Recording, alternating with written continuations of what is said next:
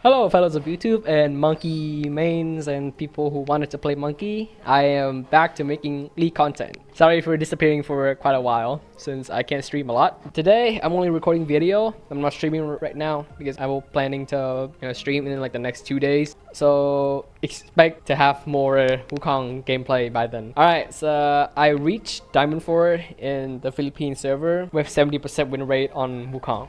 And now, Wukong has been buffed this patch, and a lot of people ask me in DMs on my thoughts on it and what is my current itemization now on Wukong. So I'm gonna compile all of that into this one video right here. Let's talk about his buff first. And he's getting an indirective buff next patch also because Black Cleaver is getting buffed. So Wukong got buffs this patch specifically for top lane Wukong, which is something that I like. And the reason is that if they are buffing jungle Wukong, that means that he will have more relation to pro play rather than being a champion that's stable in solo queue. He's been receiving nerfs after nerfs after nerfs in the jungle, and that also affects his top lane gameplay as well. And the only reason that keeps being okay in the last season is Divine Sunderer. When we reached season 14, Divine got removed and we got Sunder Sky instead. And also the armor shard got removed, so his Q kind of ass because enemies not even take bonus armor anymore. So what's the point of using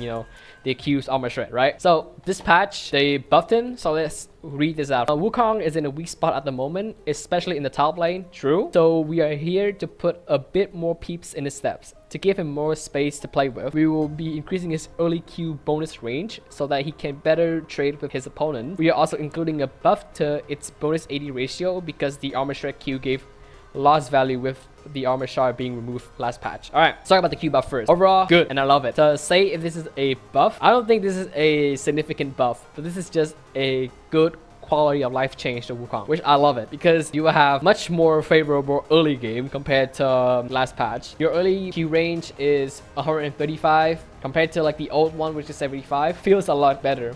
And with this, you can do more Q harassment in the lane. And if you're in a matchup where you can't stand directly in the minion wave, you can use Q to last hit from far away, which is that I like from this buff. Also, they're buffing the bonus AD, which will scales a lot better now. So that means late game, you will nuke people a lot harder now because you play Wukong with Sheen. So having this bonus damage buff means that you can burst people a lot more in the late game, and I love this also. I mean, overall this Q buff good for early game and good for damage in the late game.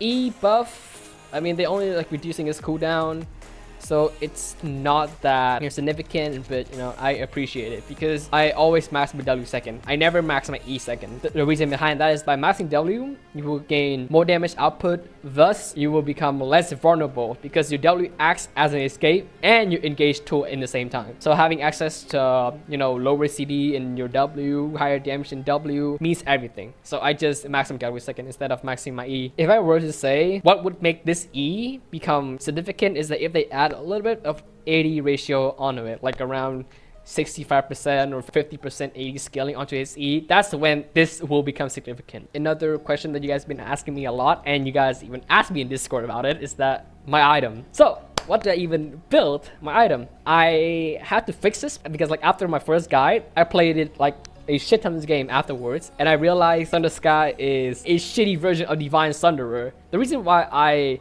said it's shittier is because it is not a single target sustain tool anymore. You still feel squishy. And if you build Thunder Sky, you don't have wave clear. So my solution to that is I still go for Trinity first, but then afterwards I go for Profane Hydra second. And by doing this, you can make use of the fact that if you want wave clear on your early levels, you can purchase a Tiamat, sits on it, and after you finish your Triforce, you can turn your Tiamat into your Profane Hydra. The Profane Hydra with the extra lethality, and it has 60 AD, which is very fucking luxurious. You can burst people a lot more, and you can duel people a lot more often now. I been trying out building Trinity first, then Profane Hera second, and then Sera Gauge third item. And these 3 combo items brings the most value because you gain damage, wave clear, tankiness from HP from both Serax and Trinity, tenacity also. So with these 3, you can act like a frontline peel, or you can go straight into the enemy backline and just burst the ADC down. Works either way. And after these Trinity combo, you can look into building Black Cleaver 4th item to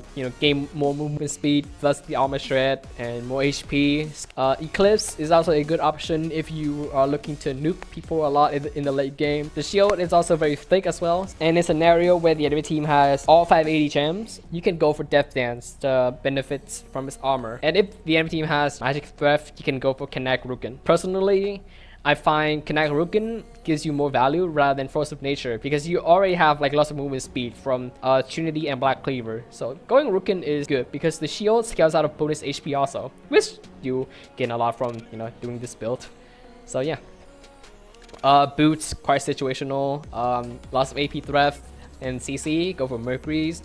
Lots of AD threat, go for Tavis, and if you're fat as fuck, just go for Ionia. Alright, runes. A lot of people still having trouble on deciding what is the best, rune shot for Wukong right now. The 2 up here just take 2 adaptive force. Getting health skilling is a lot better rather than taking flat 65 health, and the rest is still the same. Down here, you can look between overgrowth and unflinching.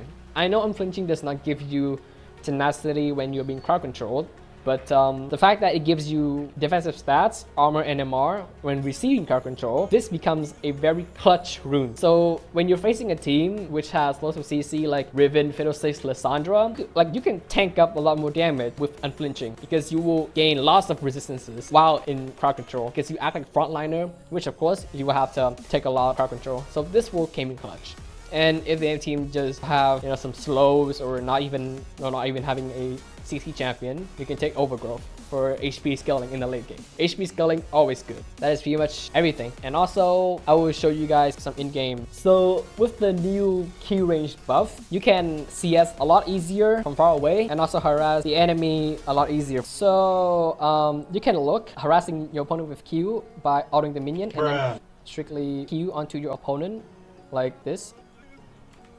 Because your Qs acts like an auto attack cancel, you can immediately auto attack and then Q straight up onto your opponent like that after you're getting like a last hit for a small HP chunk. A next thing is that, and this works with enemy that has bone plating. If you guys are in a matchup with the enemy team take resolve, you can test if they have bone plating or not. So pretend that this is 2 melee minions and this guy is trying to walk up for a last hit.